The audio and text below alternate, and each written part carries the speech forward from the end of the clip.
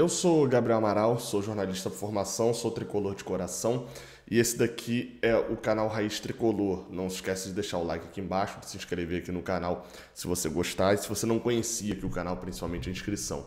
Esse vídeo, como a fotinha aqui atrás não me deixa mentir, fala sobre Fernando Diniz. Para ser bem sincero demais até com vocês, eu tava aqui para gravar agora à noite. Falei, pô, tem que ter um videozinho aí pra terça interessante. Não tinha notícia, não tinha nada. E vocês sabem, quando não tem uma notícia também extremamente relevante pra gente poder passar pra vocês e comentar aqui, a gente fala de alguns temas que são um pouco mais frios, né? Como alguns chamam. Que é aquele tema que ele prolonga ainda durante um tempinho, né? Ele não é imediato. E é por isso que eu tô falando sobre Fernando Diniz aqui. Eu tava percebendo nesse final de semana, eu já queria gravar sobre isso há um tempo, sobre naquele formato que antigamente, já que muita gente lembrou de antigamente, com a estrutura aqui atrás, com a TV e tal, igual fazia há muito tempo aqui no canal, o finado Papo de Terça, né? Cara, faz um bom tempo que eu venho reparando a crescente de alguns jogadores. Fernando Diniz, de certa forma, salvou alguns jogadores ou está botando eles num degrau em que não estavam antes. Isso intriga muita gente porque o trabalho de Fernando Diniz ele é primordialmente sobre isso. Ele nunca escondeu, mas as pessoas não se informam na direita, e as pessoas, eu digo, a mídia em geral, isso sempre prejudicou um pouco ele. E por que isso? Acho que aquele caso do Tietê acabou sendo muito negativo. Fernando Diniz foca no jogador. Mais do que focar só no esquema tático, mais do que focar na forma de jogar, mais do que focar no físico. Então, o dinizismo fala sobre relação interpessoal, né, de jogador. A confiança, você vê todos os jogadores falando muito bem sobre isso e a gente percebe como ele transforma alguns jogadores que jogam com ele. Isso aconteceu em 2019 e ao longo de 2020, eu até comentei algumas vezes sobre isso, a grande questão de Fernando Diniz não chegou a ser no Fluminense diretamente só esquema tático, né? Ele tinha esses problemas no esquema tático, mas principalmente as melhorias dele baseavam-se muito no jogador. Ele sabia melhorar jogador, mas não conseguia montar time. Acho que é essa a definição. E agora para 2022, né, a gente relembra até de alguns jogadores lá de 19, que todo mundo sempre vai falar, né? Alan e Caio Henrique. É o que todo mundo sempre fala. Mas dá pra gente subir, cara. O 2019 de Luciano é muito bom, assim, até o momento em que ele tá no Fluminense. Depois ele acaba saindo.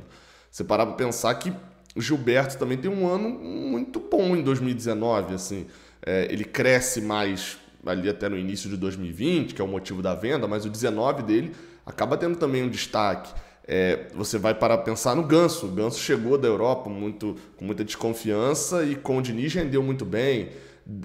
Alan e Caio Henrique, obviamente, até Johnny Gonzalez, a chegada de Nino, são jogadores que tinham acabado de chegar e podiam fazer uma primeira temporada ruim, no caso de Johnny seria a única temporada ruim, mas fizeram boas temporadas em 19. Mas e nesse elenco atual? Quem foram os jogadores que mais melhoraram com o Fernando Diniz, que foram salvos por ele? Acho que de cara, o nome que vem na cabeça de todo mundo é Samuel Xavier, né? Ele não fez um bom 2021 quando ele chegou no Fluminense, chegou a ser reserva de Calegari, depois tomou a posição, nunca foi dono da posição de fato. Quando ele estava fora, a gente cogitava colocar ele de volta, e quando ele estava dentro, a gente falava, meu amigo, bota qualquer um aí. Não à toa chegou a ser improvisado Iago Felipe no lugar dele também. E aí, em 2022, né, depois daquele abraço no final do ano no jogo contra a Chapecoense, Samuel Xavier volta pior ainda. As piores atuações de Samuel Xavier foram em 2022. Se em 2021 ele tinha ali um problema de que ele era muito utilizado na defesa, e eu acompanhei boa parte da carreira de Samuel Xavier no Sport, no Ceará, o destaque dele sempre foi ofensivamente. Sempre foi o pisar na área ofensivamente. E ele estava fazendo função de defesa, assim, ele era um lateral extremamente defensivo. Foi com o Roger e a Marcão acabou utilizando mais ou menos ele assim também, e em 2022 vinha a grande redenção dele, né? Porque agora Abel ia jogar com 3 zagueiros, ele ia ter liberdade como ala, mais ou menos. Samuel Xavier acabou nunca conseguindo de fato pisar na área com o Abel Braga e teve as suas piores atuações técnicas e taticamente também, porque tinha que ir para o fundo fazer cruzamento para a área, algo que ele nunca foi muito bom, né? Ele sempre foi muito bom dessa infiltração, dessa tabela rápida. Diniz deu isso para ele. Deu aproximação, jogo rápido. Samuel Xavier foi pouco ao fundo cruzar na área, né? A gente não vê muito isso acontecendo. Até acontece lá uma vez ou outra. O Germancano fez um gol contra o Atlético Mineiro, acho que num cruzamento dele assim. Mas, na maioria das vezes, a gente vai ver o Samuel Xavier com aproximação, a tabelinha curta, jogada rápida e a infiltração chegando por dentro. Até a partida de 2021 dele, que ele foi muito bem, foi assim. Chegando muito por dentro, que foi contra o Ceará, lá no Castelão. E ele conseguindo infiltrar bastante. Recuperou, a ponto da gente hoje colocar ali, depois dos que são os principais, né? Tipo, você tira Cano, você tira Ganso, John Arias. Então, tipo, você tira os que são card de ouro, você olha para Samuel Xavier e fala, rapaz, esse cara não pode sair do time não, hein? Tá rendendo. E aí a gente vê que a renovação dele, que para mim foi um erro na época, acabou surtindo muito efeito para a temporada que vem tê-lo. Mas foi uma recuperação de Fernando Diniz. O jogo de Fernando Diniz facilitou e, claro, deu a confiança também para ele. Outros 2 jogadores, que aí vocês vão falar assim, mas esses já estavam com o Abel, já tinham melhorado com o Abel, né? E eu concordo, mas melhoraram ainda mais. Paulo Henrique de Chagas Lima, o Ganso e John Arias. Esses 2, como eu falei, já melhoraram muito com o Abel, né? O Ganso, eu não vou nem falar o histórico todo dele aqui, mas ele vinha de um ano muito apagado em 2020 e de um ano que em 2021 o maior mérito dele, o maior destaque dele foi num lance em que ele, no jogo anterior ele tinha jogado bem e no jogo que ele estava jogando bem, no jogo seguinte ele quebrou o braço e só voltou a jogar praticamente nesse ano.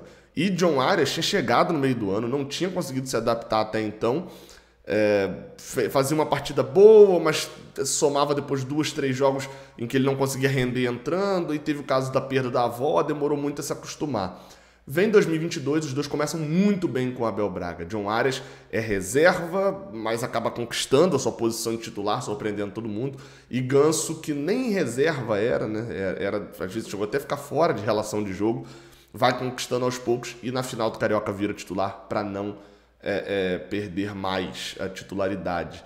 Mas Diniz potencializou esses 2 jogadores. O jogo curto, como eu falei, a aproximação, os passes rápidos, as tabelinhas, os dribles em lugares muito apertados, isso tudo facilitou o jogo dos 2. Sobre Ganso, óbvio que potencializou muito o jogo dele. Ele teve pouco tempo de titularidade com o Abel Braga, né? Como eu falei, foi na final do Carioca. Depois disso a gente só jogou acho que 3 rodadas do Brasileirão com o Abel e mais 3 jogos de mata-mata no meio da semana, né? Jogou o jogo da Sula, foram 3 da Sula, se eu não estou enganado, e um da Copa do Brasil contra o Vila Nova. Então foi pouco tempo, se você parar para pensar, de Ganso titular com o Abel Braga. E ele passa a melhorar muito depois que vem o Diniz por esse ponto. Na verdade, ele meio que entra numa estabilidade e tal, você passa a não perceber tanta importância dele, mas agora a gente reconhece muito mais. E sobre John Arias, é interessante, eu já citei isso uma vez, mas sei que nem todo mundo vê todos os vídeos, né? Diniz sempre precisa, nesse jogo de aproximação, além de um centroavante que não perca muitas, que dê muitas oportunidades para receber a bola e não perca muitas oportunidades. Esse centroavante é Germancano. Mas mais do que isso, o time de Fernando Diniz, ele depende de um meio de campo que saiba jogar no ataque, que saiba finalizar muito bem, que não vá perder gol, que vai chutar bem de média distância, que vai saber fazer a criação ali, a integração na tabelinha, mas se a bola sobrar não vai ter medo de finalizar ou não vai ter problema com isso. No São Paulo, que foi o time que Diniz mais deu certo até hoje, era Luciano, era esse jogador. No Fluminense de 2019, que foi o outro que ele ficou durante muito tempo, era Luciano, mas seria, só que faltava muitas outras coisas além do que era Luciano apenas, né? Faltava com quem aproximar para jogar, faltava, na maioria das vezes, o próprio Luciano soltar a bola, ainda era mais imaturo, que no São Paulo depois acabou amadurecendo.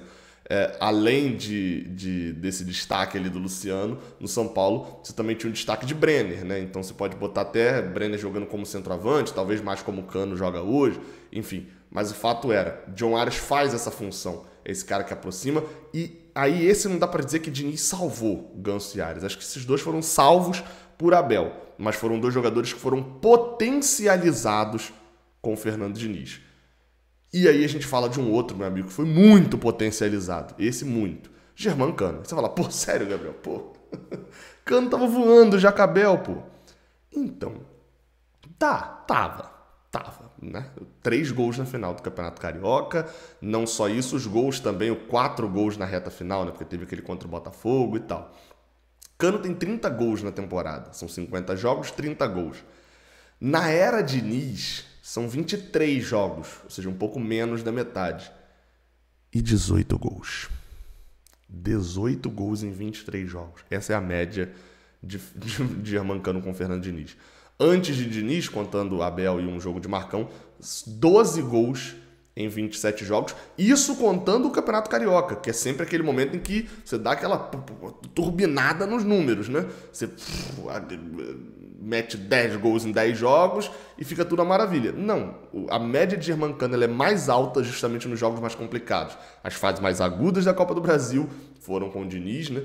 E o Campeonato Brasileiro, né, somado ali a Copa Sul-Americana também, né, a reta final da Sul-Americana. Surgiu o Cano assistente. Foram 4 assistências nos últimos 8 jogos, segundo o Gol. Isso não era muito comum de Germancano também antes. Potencializou, acabou aquela imagem de Cano só sabe ficar dentro da pequena área escorando bola pro gol. Isso também, ele se posiciona como um pouco. Mas sai para jogar, sai para tabelar, sai para fazer lançamento. Eu tenho mostrado isso na análise tática aqui. Potencializou o Germancano. Sobre salvar, dá para citar mais um, só que esses outros estão num degrau menor, tá? Não foram completamente salvos ainda. Vou citar 2, principalmente, que para mim estão nesse processo. Um mais avançado, Nonato. Nonato era um jogador que, tá até aberto aqui, com Abel Braga, ele tinha sido titular, do time titular, né? Não, por exemplo, contra o Vasco, que a gente entrou com reserva. Nos jogos que a gente entrou com reserva, ele foi titular contra a Portuguesa, foi titular contra o Volta Redonda, fez gol. Foi titular contra o Vasco, fez gol. Foi titular contra o Resende, fez gol. Depois foi titular contra o Boa Vista. Ele volta a ser titular, de fato, no jogo contra o Cuiabá, no turno lá na Arena Pantanal. E o jogo seguinte que ele é titular é o jogo contra o União, o último jogo de Abel, a perda de pênalti de Fred e tal. Sabe o que isso quer dizer? Que ele não tinha muita sequência com o Abel. Ele praticamente não jogava. Ele era segunda opção, terceira opção, raramente disputava. Desde que Diniz chegou, Diniz perdeu muito tempo com o Wellington. O Nonato podia estar num estágio mais alto. Cadê? Deixa eu ver. Ele é titular é reserva contra o Palmeiras. Nonato só vai ser titular depois de umas 10 partidas, mais ou menos, de Fernando Diniz. Mas depois que ele vira titular, ele entra naquele jogo contra o América Mineiro no lugar de Wellington, naquele 0x0. Ele só perdeu a posição em um jogo para o São Paulo. E num jogo, enfim, Diniz uma outra estratégia. Está sendo recuperado, está se tornando imprescindível a ponto da gente ver discutir com o Fio isso na live do Canal 20, se vale a pena pagar 500 mil para ele jogar contra o Inter. Eu acho que ainda não vale. Mas discutir realmente a compra. Todo mundo sabe, aquele valor de 13 milhões o Fluminense não vai pagar. Mas será que 5 não vale a pena? Não é um jogador tão velho? Enfim, a conversa sobre o Nonato e sobre essa evolução. Como eu falei com o Abel, ele foi titular a Vera mesmo, a Vera mesmo, 2 vezes com o Abel, no jogo contra o União e no jogo contra o Cuiabá. Nas outras vezes que foi titular, chegou a fazer 3 gols, né? Jogando com o time reserva. Enfim, foi uma evolução. E um outro que ainda está muito no iniciozinho, é um jogador que precisa muito ser trabalhado, é Natan. Ele até, enfim, esse eu diria que ele ressurgiu depois da saída de Abel e a entrada de Fernando Diniz. Mas ainda está num processo de recém-nascido ainda, pegando o contexto aqui da minha vida. Ainda é reserva, ainda entra para jogar minutos finais e tem que aproveitar até melhor, como fez contra o Cruzeiro lá, para poder dar esse destaque maior e de repente merecer uma vaga. Para fechar, eu poderia citar ainda Manuel, poderia citar o William Bigode, são jogadores que estão voltando ali um pouco, até o próprio Caio Paulista. Se a gente parar ali para ver o que ele era antes, o que ele é hoje, o lateral titular, é criticado? Mas é titular e tal. Enfim, teria outros jogadores ali para dizer que ele ressurgiu, principalmente o Caio Paulista, jogando na lateral esquerda. Era o ponta que todo mundo não queria ver nem pintado de ouro antes da saída de Luiz Henrique, e agora é titular. Beleza, podia citar esses, mas eu vou fechar com um importante que é a torcida. É óbvio que a gente tá numa sequência boa de ambiente, então isso tudo é um conjunto de fatores. A gente está falando da direção de Fred, da despedida de Fred, né, dos pontos que a gente tem conseguido, da sequência invicta, da boa fase. Mas é óbvio que também muito disso tem contexto de Fernando Diniz também. E o futebol jogado encanta. A gente já teve alguns desses fatores antes, por exemplo. Já tivemos para ser líder lá em 2018, por exemplo, o jogo contra a Chapecoense, que é no dia 25 de maio, se eu não me engano, de 2018. Era um jogo que a gente venceu no Maracanã no sábado. Sim, aquele time horroroso de 2018. A gente venceu no sábado e a gente foi líder. Se eu não estou enganado, a gente foi líder quando acabou o jogo. E aí depois o Flamengo ganha do Atlético Mineiro e a gente volta para vice-liderança. Então assim, a gente já teve esse contexto e nunca teve esse hype inteiro assim no time. A gente nunca colocou 40 mil em 5 jogos seguidos, né, nessa sequência recente. E isso tem me destacado bastante. Não só isso, mas, por exemplo, chega alguém para falar comigo, me vê a camisa do Fluminense e fala, pô, Flusão, a Flusão tá bem, hein? Flusão, cara, o negócio tá bom e tal. E que eu tava acostumado a esses comentários serem, rapaz, o negócio tá complicado pra vocês, hein? Aquele cara que nem manja de futebol, tá ligado? Que ele só quer puxar um assunto aleatório ali enquanto ele tá apertando a chave aqui do negócio do carro. Mudou o contexto. O Fernando Diniz tem muita participação nisso também.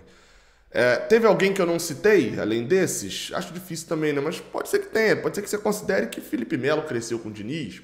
Acho que não, enfim, passou um bom tempo lesionado. Pode ser até que você considere, por exemplo, que Nino cresceu muito com o Diniz. Para mim cresceu mais na outra, já vinha numa sequência muito boa. Enfim, dê a sua opinião. Talvez até Matheus Martins, hein? Fica aí, não, mas cresceu muito. Não sei se cresceu muito, mas tem um fato sobre o Matheus Martins, né? Ele conseguiu substituir Luiz Henrique. E aí? Deixa sua opinião aqui embaixo. Não se esquece de dar o like aqui também antes de sair. Beleza? Até a próxima. Valeu.